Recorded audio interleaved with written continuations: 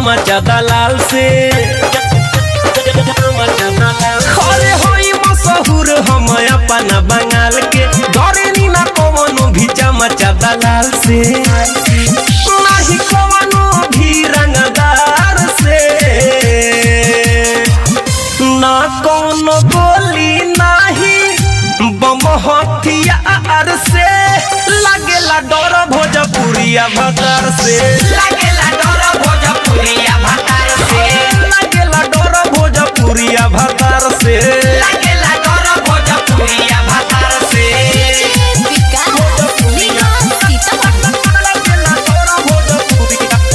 भोजपुरिया भतार से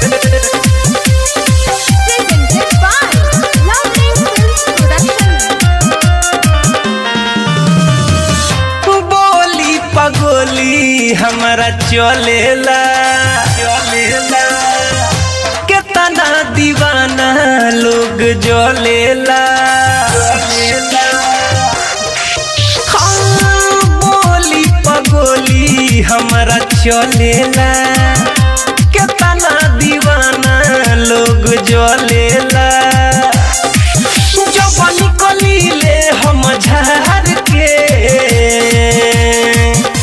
ना कौनो गोली नहीं बम हथियार से लागेला डर भोजपुरिया भतार से लागेला डर भोजपुरिया भतार से लागेला डर भोजपुरिया भतार से लागेला डर भोजपुरिया भतार से भोजपुरिया लागेला डर भोजपुरिया म्यूजिक बाय विकेश भोजपुरिया। भोजपुरिया भतार से उठेला लहंगा जब हमारो हो बूढ़ो सकरे लागे मारो हो उठेला लहंगा जब हमारो हो बूढ़ो सकरे लागे मारो हो सब फेंके कपड़ा उतार के ना कौनो गोली नहीं बम हथियार से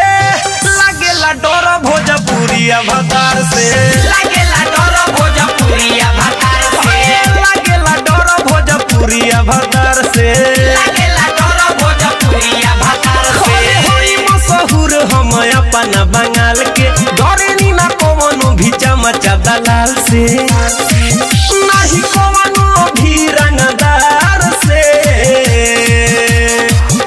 ना कौनो गोली नहीं बम हथियार से लागेला डर भोजपुरिया भतार से लागेला डर भोजपुरिया भतार से लागेला डर भोजपुरिया भतार से लागेला डर भोजपुरिया